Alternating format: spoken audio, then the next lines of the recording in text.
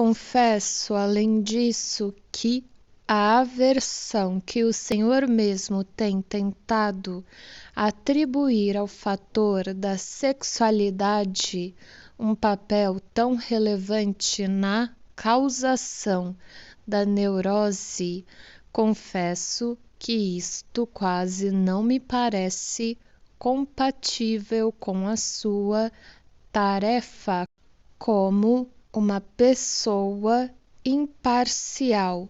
O Senhor não teme que essa antipatia possa interferir em fazer um julgamento justo. Lamento ouvi-lo dizer isto. Sua confiança em mim parece estar abalada. Mas esse caso, por que não escolheu outro como sua pessoa imparcial? Porque essa outra pessoa não teria pensado em nada diferente do Senhor, mas se ela tivesse sido preparada desde o começo para reconhecer a importância da vida sexual, todos teriam exclamado: ora, essa não é nenhuma pessoa imparcial, é um dos seus partidários. Não estou longe de abandonar a expectativa de ser capaz de influenciar suas opiniões. Devo admitir, contudo, que do meu ponto de vista, essa situação é diferente daquela com a qual lidamos antes. No tocante aos nossos debates psicológicos, trata-se para mim de uma questão de indiferença. Se o Senhor acredita ou não em mim, contanto somente que tenha a impressão de que aquilo que nos preocupa são problemas puramente psicológicos. Mas aqui, quanto à questão da sexualidade, deveria não bastante contentar-me se o Senhor fosse acessível à compreensão de que seu motivo mais forte de contradição é precisamente a arraigada hostilidade de que partilha com tantas outras pessoas. Mas afinal de contas, não possui a experiência que lhe deu inabalável certeza. Muito bem, posso agora continuar com minha exposição. A vida sexual não é simplesmente algo apimentado, constitui também sério problema científico. Muito havia de novo a ser aprendido sobre ela, muitas coisas estranhas a serem explicadas.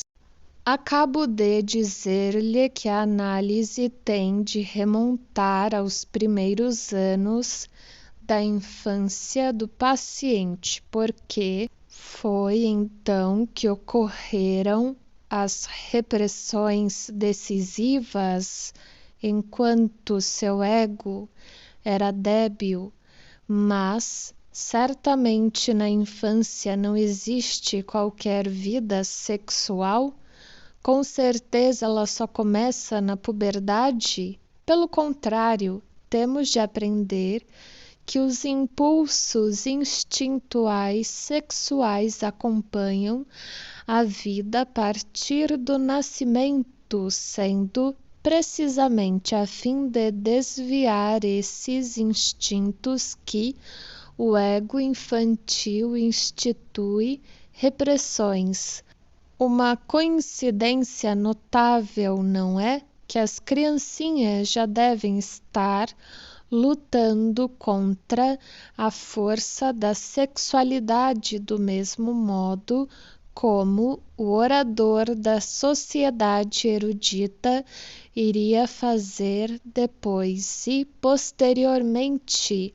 Ainda meus seguidores que estabeleceram suas próprias teorias. Como isto ocorre?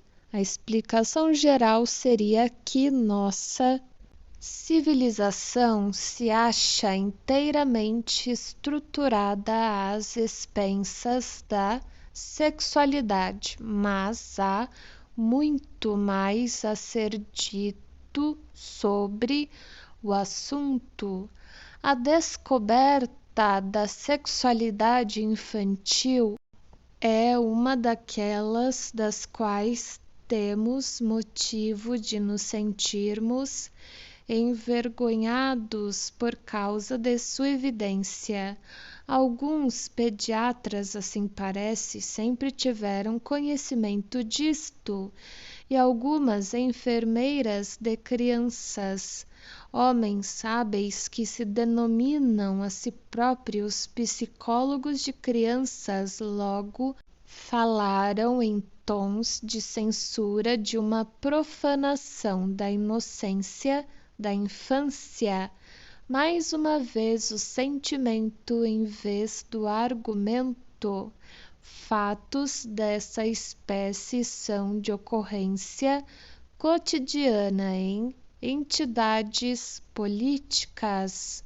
Um membro da oposição ergue-se e denuncia certo desacerto administrativo no serviço público, no exército, no judiciário e assim por diante. Diante disto, outro membro, preferivelmente do governo, declara que tais afirmações constituem uma afronta ao sentimento de honra do organismo político do exército, da dinastia ou mesmo da nação.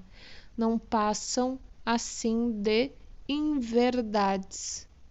Sentimentos como estes não podem tolerar quaisquer afrontas à vida sexual das crianças. Naturalmente, é diferente da dos adultos. A função sexual, desde os seus primórdios até a forma definitiva na qual nos é tão familiar, passa por um complicado processo de desenvolvimento. Desenvolve-se juntamente a partir de numerosos instintos componentes com diferentes finalidades e passa por várias fases de organização até que finalmente entra a serviço da reprodução. Nem todos os instintos componentes são igualmente úteis para o resultado final. Devem ser desviados, remodelados e, em parte, suprimidos. Tal curso de desenvolvimento de grande alcance nem sempre é percorrido sem uma lacuna. Ocorrem inibições no seu desenvolvimento, fixações parciais nas primeiras fases de desenvolvimento. Se depois surgirem obstáculos ao exercício da função sexual, o anseio sexual, a libido, como o denominamos, é capaz de retornar a esses pontos mais antigos de fixação.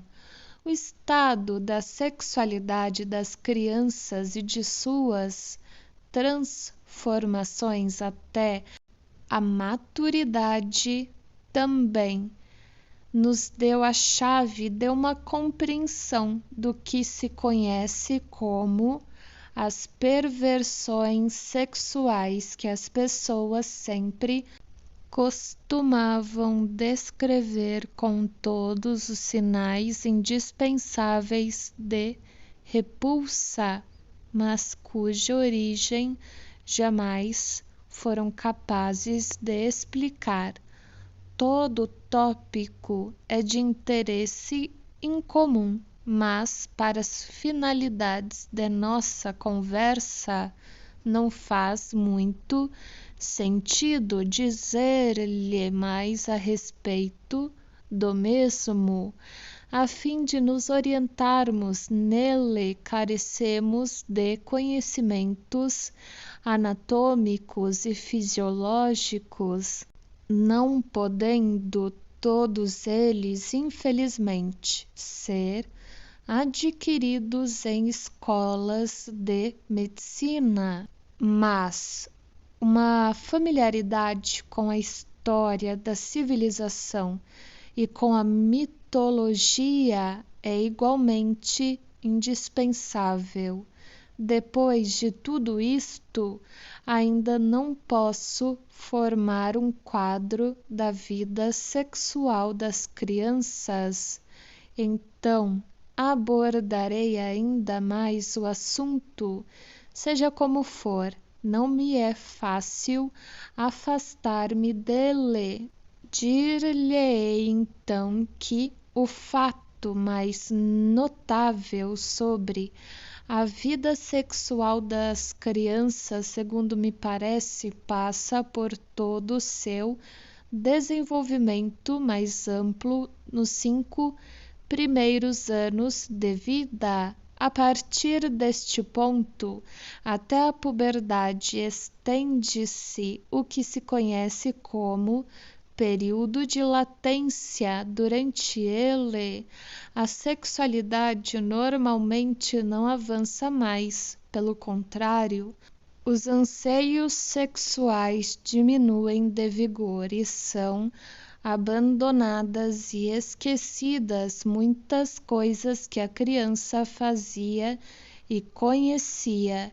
Nesse período da vida, depois que a primeira eflorescência da sexualidade feneceu, surgem atitudes do ego como a vergonha, a repulsa e a moralidade, que estão destinadas a fazer frente à tempestade ulterior da puberdade e a alicerçar o caminho dos desejos sexuais que se vão despertando. Esse desencadeamento bifásico, como é denominado, da vida sexual, muito tem a ver com a gênese das doenças neuróticas. Parece ocorrer somente nos seres humanos e talvez seja um dos determinantes do privilégio humano de tornar-se neurótico.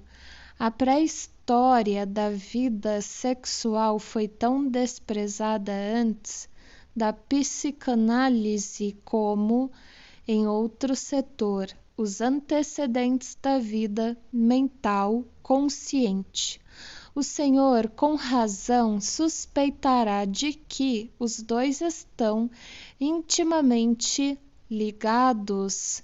Há muito a dizer com relação ao que nossas expectativas não nos preparam sobre o conteúdo, manifestações e realizações desse período inicial da sexualidade. Por exemplo, o Senhor sem dúvida ficará surpreendido em saber como, a miúde, meninos de pouca idade têm medo de ser devorados pelo pai, e talvez também se surpreenda por eu incluir esse medo entre os fenômenos da vida sexual. Mas gostaria de lembrar-lhe o conto mitológico do qual é possível que ainda se recorde dos seus dias de escola, de como o deus Cronos engoliu os filhos. Como isto lhe deve ter soado estranho quando o ouviu pela primeira vez, mas suponho que nenhum de nós pensou nisto naquela época. Hoje podemos também recordar grande número de contos de fadas nos quais aparece algum animal voraz, como um lobo, e o reconheceremos como um disfarce do pai. Esta é a oportunidade de assegurar-lhe que foi somente através do conhecimento da sexualidade infantil que se tornou possível compreender a mitologia e o mundo dos contos de fadas. Aqui então algo foi alcançado como um subproduto de estudos analíticos. O Senhor ficará não menos surpreendido em saber que as crianças do sexo masculino sofrem do medo de ser roubadas do seu órgão sexual pelo pai, de modo que esse medo de ser castrado exerce poderosíssima influência sobre o desenvolvimento do seu caráter e na decisão do rumo a ser seguido por sua sexualidade. E mais uma vez aqui a mitologia poderá dar-lhe a coragem de crer na psicanálise.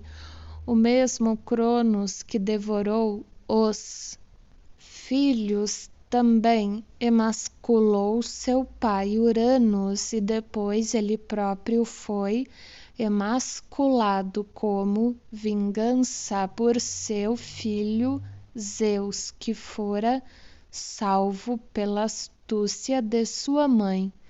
Se o Senhor se tiver sentido inclinado a supor que tudo o que a psicanálise informa sobre a sexualidade inicial das crianças provém da imaginação perturbada dos analistas, deve, pelo menos, admitir que sua imaginação criou o mesmo produto que as atividades imaginativas do homem primitivo, cujos mitos e contos de fadas são o precipitado.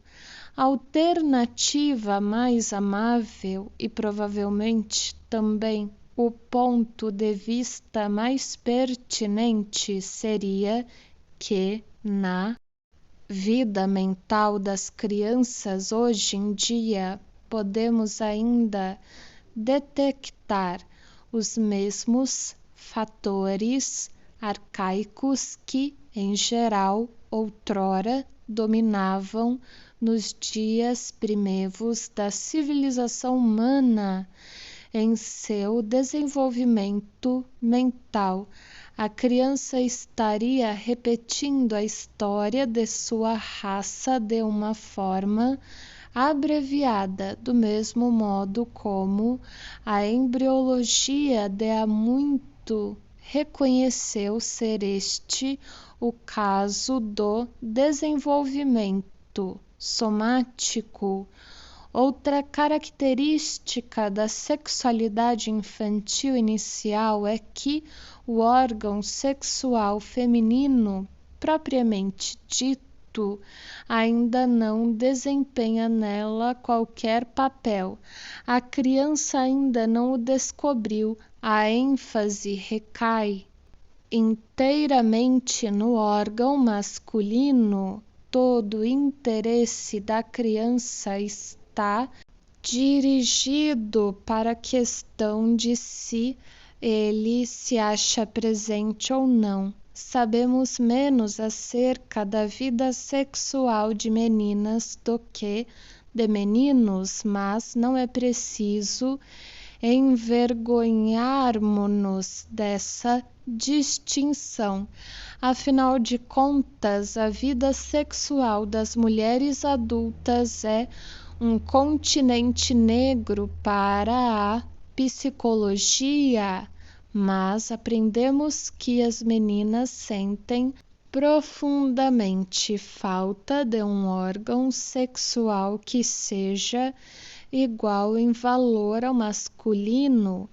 Elas se consideram por causa disso inferiores, e essa inveja do pênis é a origem de todo um grande número de reações femininas características. Também é característico das crianças que suas duas necessidades excretórias sejam catequizadas, carregadas de interesse sexual, que é mais uma vez obliterada na prática de fazer xistis. Para nós pode parecer um fato desagradável, mas leva muito tempo para que as crianças desenvolvam sentimentos de repugnância.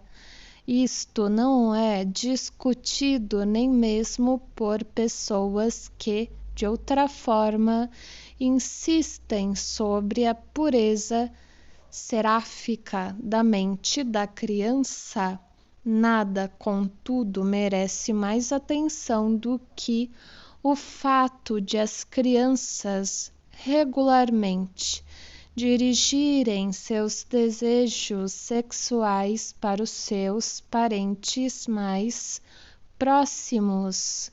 Em primeiro lugar, portanto, para o pai e a mãe, e depois para seus irmãos e irmãs.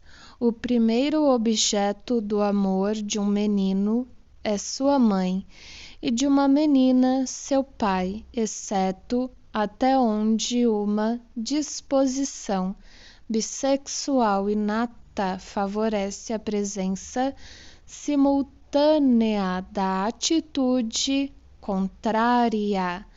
Sente-se o outro genitor como um rival perturbador, e não infrequentemente é encarado com forte hostilidade.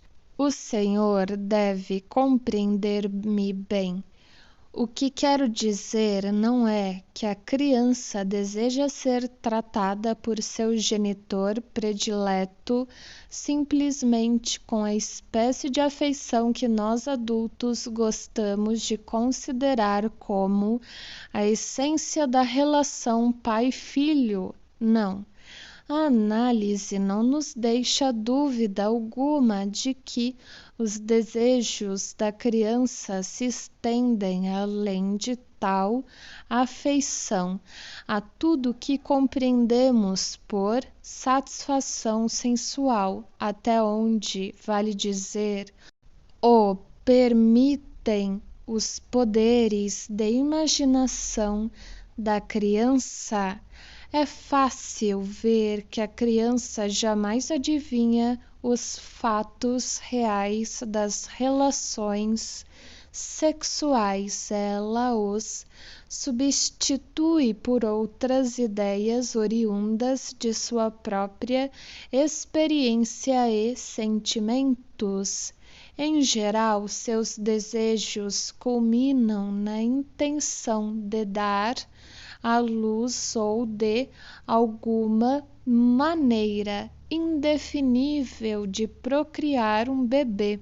Também os meninos, em sua ignorância, não se excluem do desejo de dar à luz a uma criança. Damos a toda essa estrutura mental a denominação de complexo de Édipo, segundo a conhecida lenda grega. Com o término do período sexual inicial, ele deve normalmente ser abandonado deve desintegrar-se radicalmente e ser transformado, estando os resultados dessa transformação destinados a importantes funções na vida mental ulterior, mas, em geral, isso não se efetua de maneira bastante radical, caso em que a puberdade acarreta uma revivescência do complexo que pode ter graves consequências. Estou surpreendido por o Senhor ainda estar calado. Isso dificilmente quer dizer que consente. Ao afirmar que a primeira escolha de uma criança é, para empregar o termo técnico, uma escolha incestuosa, a análise, sem dúvida, mais uma vez, fere os sentimentos mais sagrados da humanidade e pode muito bem estar preparada para uma quantidade correspondente de descrença, contradição e ataque, e estes ela tem recebido com abundância. Nada tem danificado mais na abalizada opinião dos seus contemporâneos do que sua hipótese do complexo de Édipo como uma estrutura universalmente vinculada ao destino humano. O mito grego, incidentalmente, deve ter tido o mesmo significado, mas a maioria dos homens hoje em dia, eruditos igualmente, prefere crer que a natureza estabeleceu em nós uma aversão inata como salvaguarda contra a possibilidade de incesto. Mas vamos, em primeiro lugar, convocar a história em nosso auxílio. Quando Caio Júlio César aportou no Egito, encontrou a jovem rainha Cleópatra, que logo iria tornar-se tão importante para ele, casada com o irmão dela, ainda mais jovem, Ptolomeu. Numa dinastia egípcia, nada havia de peculiar nisso. Os Ptolomeus, que eram de origem grega, haviam simplesmente continuado com o costume que fora praticado por seus antecessores, os antigos faraós, por alguns milhares de anos.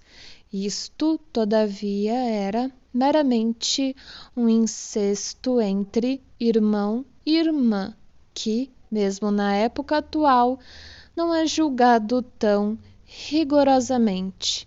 Voltemos assim à nossa principal testemunha em assuntos concernentes aos tempos primevos, a mitologia.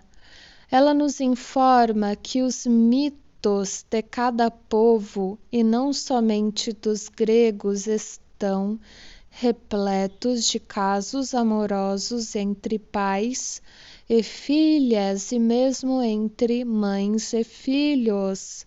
A cosmologia, não menos que a genealogia de raças reais, está fundamentada no incesto. Para que finalidade o Senhor supõe que essas lendas foram criadas? Para estigmatizar deuses e reis como criminosos, para imputar-lhes a repulsa da raça humana, de preferência, por certo, porque os desejos incestuosos constituem um legado humano primordial e jamais foram plenamente superados, de modo que sua realização ainda era concedida aos deuses e aos seus descendentes, quando a maioria dos seres humanos comuns já era obrigada a renunciar a tais desejos. Está em completa harmonia com essas lições da história e da mitologia o fato de encontrarmos desejos ainda presentes atuantes na infância do indivíduo. Eu poderia considerar erroneamente que o Senhor tivesse tentado ocultar de mim tudo isso sobre a sexualidade infantil. Parece-me muitíssimo interessante, particularmente por causa de sua ligação com a pré-história humana. Temia que pudesse afastar-nos para muito longe de nossa finalidade, mas talvez, afinal de contas, seja útil. Agora me diga então, que certeza pode o Senhor oferecer para os seus achados analíticos sobre a vida sexual das crianças? Sua convicção baseia-se unicamente em pontos de concordância com a mitologia e a história? Oh, de modo algum. Ela tem como base a observação direta. O que aconteceu foi isto. Tínhamos começado por inferir o conteúdo da infância sexual a partir da análise de adultos, isto é, cerca de 20 a 40 anos depois. Posteriormente, procedemos à análise sobre as próprias crianças e não deixou de ser uma grande vitória quando assim fomos capazes de confirmar nelas tudo que tínhamos podido adivinhar, apesar da quantidade do que havia ficado encoberto e distorcido no intervalo. O que? O Senhor submeteu criancinhas à análise? Criancinhas com menos de 6 anos? Isso pode ser feito e não é muito arriscado para as crianças? Pode muito bem ser feito, quase não se pode acreditar no que se passa numa criança de 4 ou 5 anos de idade. As crianças têm uma mente muito ativa nessa idade. Seu período sexual prematuro é também um período de florescimento intelectual. Tenho a impressão de que, com o início do período de latência, elas se tornam mentalmente inibidas também, mais estúpidas. Também a partir dessa época, muitas crianças perdem seu encanto físico e no tocante ao dano causado pela análise prematura, posso informar-lhe que a primeira criança na qual se aventurou o primeiro experimento há quase 20 anos, desde então se desenvolveu num jovem saudável e capaz que atravessou a puberdade de maneira irrepreensível, apesar de alguns graves traumas psíquicos. Talvez seja de se esperar que as coisas não sejam piores para as outras vítimas da análise prematura. Muito daquilo que é de interesse está ligado a essas análises infantis. É possível que no futuro elas se tornem ainda mais importantes. Do ponto de vista da teoria, seu valor é indubitável, proporcionando informações destituídas de ambiguidade sobre problemas que permanecem insolúveis nas análises de adultos e dessa forma protegem o analista de erros que poderiam ter para ele consequências graves. Surpreendemos os fatores que levam à formação de uma neurose enquanto se acham realmente em ação, e não podemos então confundi-los. No interesse da criança, é verdade, a influência analítica deve ser combinada com medidas educacionais.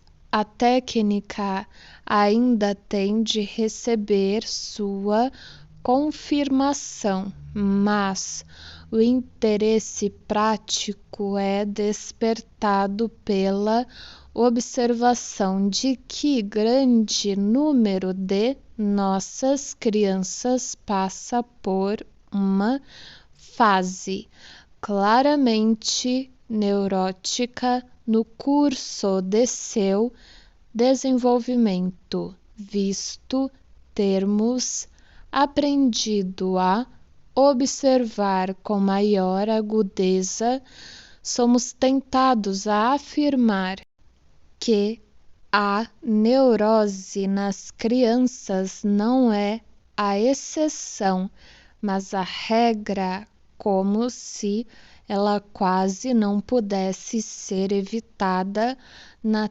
trilha desde a disposição inata da infância até a sociedade civilizada.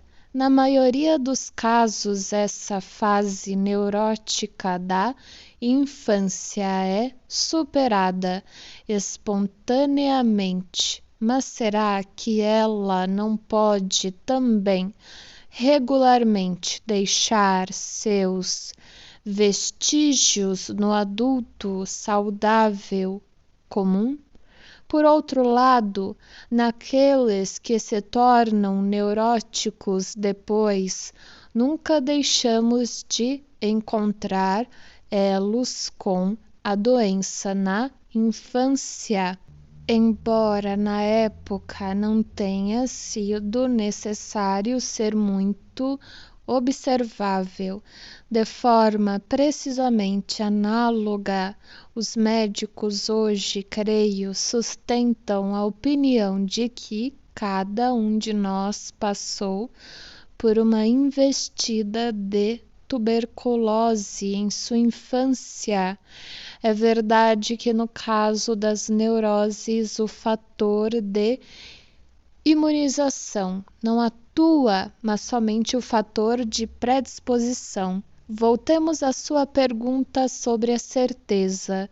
Ficamos, de maneira geral, bem convictos pelo exame direto das crianças de que tínhamos razão em nossa interpretação daquilo que os adultos nos relataram sobre sua infância. Em grande número de casos, contudo, outra espécie de confirmação tornou-se possível. O material da análise de alguns pacientes permitiu-nos reconstruir certos acontecimentos externos, certos eventos impressionantes de seus anos de infância, dos quais não conservaram qualquer lembrança consciente. Acidentes felizes informações de pais ou de amas ofereceram depois provas irrefutáveis de que essas ocorrências realmente se verificaram. Isto naturalmente não aconteceu com frequência, mas quando se verificou foi com esmagadora impressão. A reconstrução correta. O Senhor precisa saber de tais experiências esquecidas da infância tem sempre grande efeito terapêutico, mesmo que permitam ou não confirmação objetiva. Esses eventos devem sua importância naturalmente ao fato de terem ocorrido numa idade tão prematura, numa época em que podiam ainda produzir um efeito traumático sobre o ego frágil. E que espécie de eventos podem ser esses que têm de ser descobertos pela análise? De várias espécies, primeiramente, impressões capazes de influenciar permanentemente a vida sexual que desabrocha da criança. Travessão. Tais como observações de atividades sexuais entre adultos ou experiências sexuais suas com um adulto ou outra criança, fatos que não são raros, ou ainda o ouvir por acaso conversas compreendidas na época ou retrospectivamente, das quais a criança pensou poder tirar conclusões sobre assuntos misteriosos ou fantásticos, ou ainda observações ou ações da própria criança que dão prova de atitudes significativas de efeito ou inimizades para com outras pessoas. E é de especial importância numa análise induzir uma lembrança da atividade sexual esquecida do próprio paciente como criança e também da intervenção dos adultos que acabaram com a mesma. Isso me dá a oportunidade de trazer à baila uma pergunta que há muito desejava formular. Qual é então a natureza dessa atividade sexual das crianças numa tenra idade que, como o Senhor diz, foi desprezada antes dos dias da análise? Constitui um fato estranho que a parte regular e essencial dessa atividade sexual não tenha sido desprezada, ou antes, ela não é de forma alguma estranha, pois foi impossível desprezá-la. Os impulsos sexuais das crianças encontram suas principais expressões na autogratificação pela fricção de seus próprios órgãos genitais, ou mais precisamente da porção masculina deles. A distribuição extraordinariamente ampla dessa forma de travessura infantil sempre foi conhecida dos adultos e foi considerada como grave pecado e severamente punida.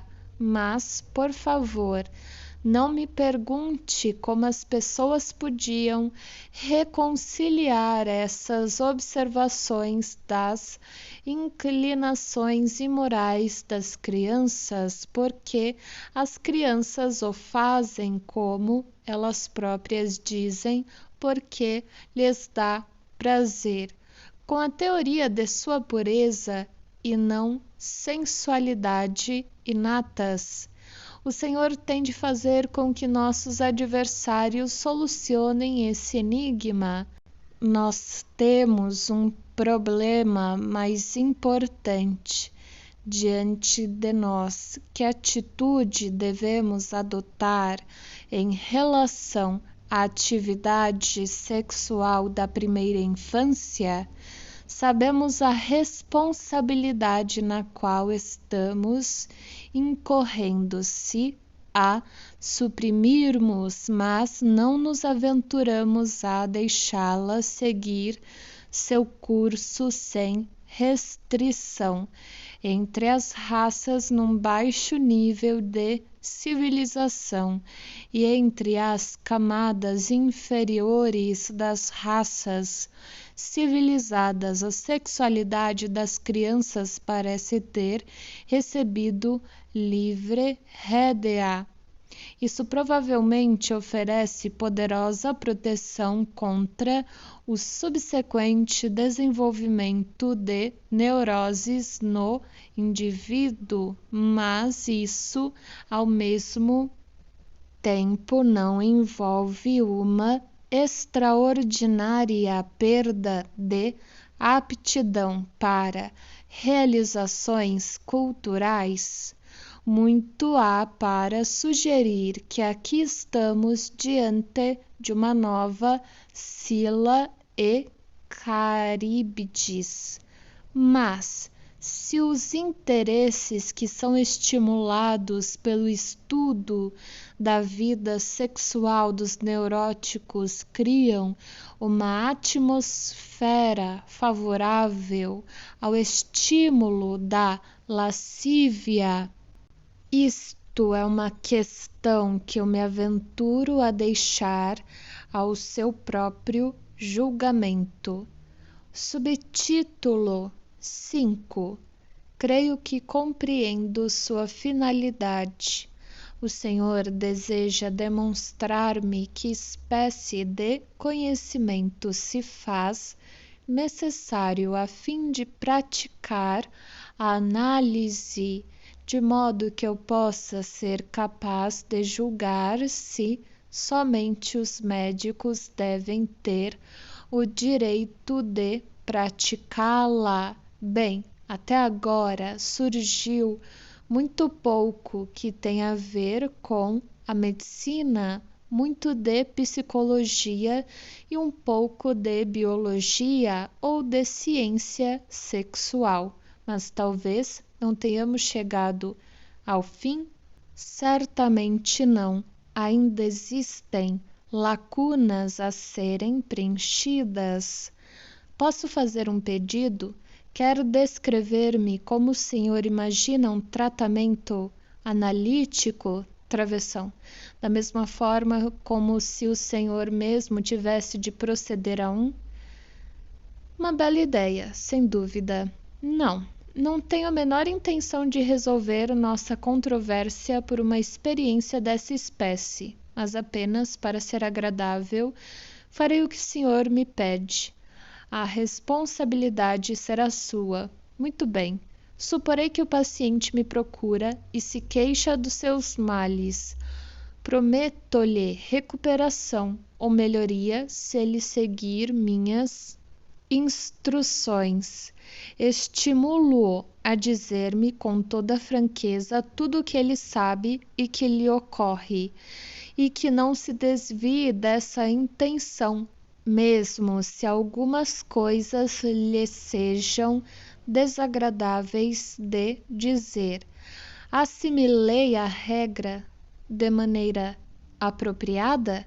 Assimilou. O senhor deve acrescentar, mesmo se o que lhe ocorrer lhe parecer destituído de importância ou de sentido. Acrescentarei isso. Logo, ele começa a falar e eu a ouvir. Então, infiro do que ele me diz a espécie de impressões, experiências e desejos que reprimiu porque se defrontou com eles numa época em que seu ego ainda estava fraco e tinha medo deles em vez de enfrentá-los. Quando ele tiver aprendido isso de mim, voltará às antigas situações e com minha ajuda ele se sai melhor. As limitações às quais seu ego estava vinculado então desaparecem e ele fica curado, está certo?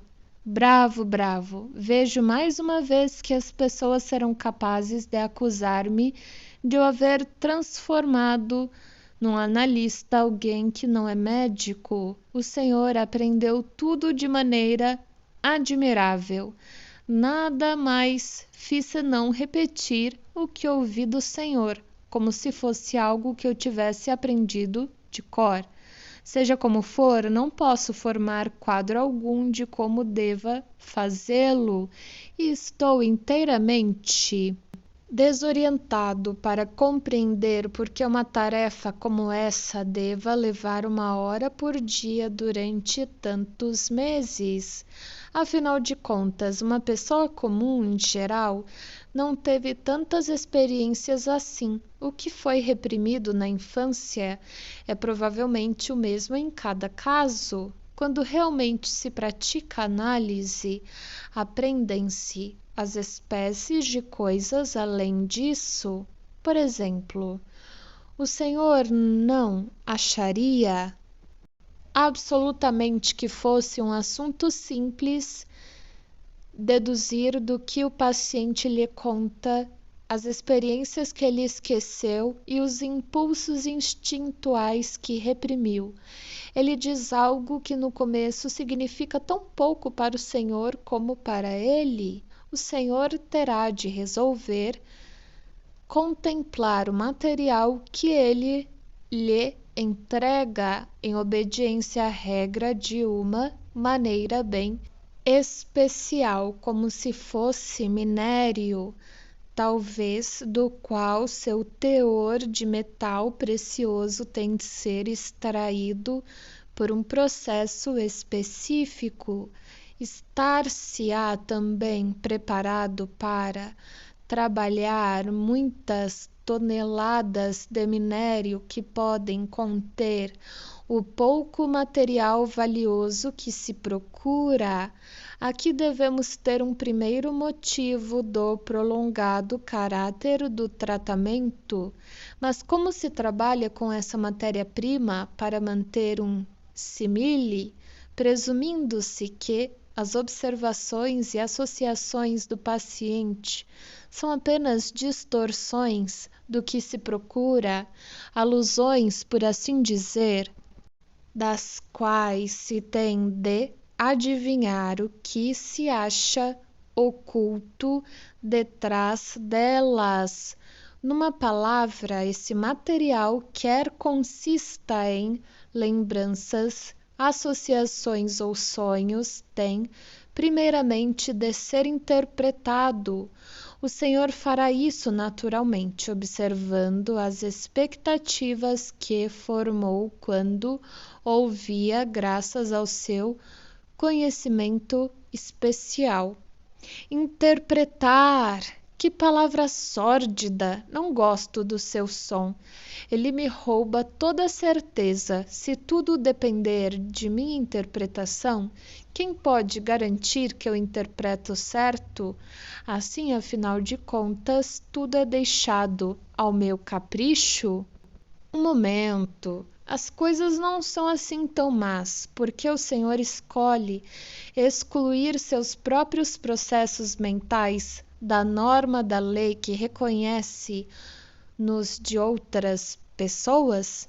Quando o senhor atingiu certo grau de autodisciplina e possui certo conhecimento à sua disposição, suas interpretações serão independentes de suas características pessoais e atingirão o alvo.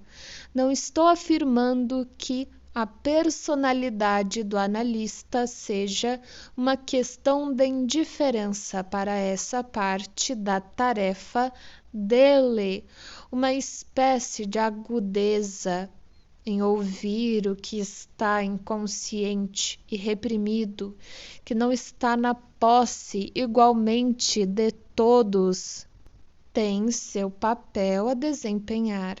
E aqui, antes de tudo, somos levados à obrigação do analista de tornar-se capaz, por uma profunda análise dele próprio, da recepção, sem preconceitos, do material analítico. Algo é verdade, ainda permanece de fora, alguma coisa comparável à equação pessoal nas observações astronômicas. Esse fator individual sempre desempenhará um papel mais significativo na psicanálise do que alhures. Uma pessoa anormal pode tornar-se um médico cuidadoso. Como analista, ele será prejudicado pela sua própria anormalidade de ver os quadros da vida mental não distorcidos, visto ser impossível demonstrar a qualquer um sua própria anormalidade. O consenso geral em questão de psicologia profunda será particularmente difícil de ser alcançado. Alguns psicólogos, na verdade, julgam que ele é inteiramente impossível e que todo tolo tem o igual direito de externar sua estulticie com sabedoria. Confesso que sou mais otimista a respeito disso, afinal de contas, nossas experiências revelam que acordos razoavelmente satisfatórios podem ser alcançados mesmo na psicologia. Todo campo de pesquisa tem sua dificuldade particular que devemos tentar eliminar, e além disso, mesmo na arte interpretativa da análise, muito existe que pode ser aprendido como qualquer outro material de estudo. Por exemplo, em relação com o método peculiar de representação indireta através de símbolos. Bem, não tenho mais qualquer desejo de empreender um tratamento analítico mesmo na minha imaginação. Quem pode dizer quais as outras surpresas que eu poderia encontrar? O Senhor tem toda a razão em abandonar a ideia. Estou vendo como se fariam necessárias muito mais formação e prática. Quando tiver achado uma interpretação certa, encontra-se à frente outra tarefa. O Senhor tem de esperar o momento exato no qual pode comunicar sua interpretação ao paciente com alguma perspectiva de êxito. Como se pode sempre reconhecer o momento certo? Isso é uma questão de tato, que pode tornar-se mais requintada com a experiência. O Senhor estará cometendo grave erro se, no esforço talvez de escutar a análise, lançar suas interpretações na cabeça do paciente logo que as houver encontrado. Dessa maneira, o Senhor obterá dele expressões de resistência, rejeição e indignação, mas não permitirá que seu ego domine seu material reprimido. A fórmula é esperar até que o paciente tenha chegado tão perto do material reprimido que ele tem apenas mais alguns passos na dianteira da interpretação que o Senhor propuser. Creio que nunca aprenderia a fazer isso. E se adotar essas precauções ao fazer minha interpretação, o que vem depois? Será então seu destino fazer uma descoberta para a qual não estava preparado. E o que pode ser isso? Que o Senhor se enganou com seu paciente, que não pode contar, no mínimo, com a colaboração e a condescendência dele, que ele está pronto a colocar toda a dificuldade possível em seu trabalho comum, numa palavra, que ele não tem absolutamente qualquer desejo de ficar curado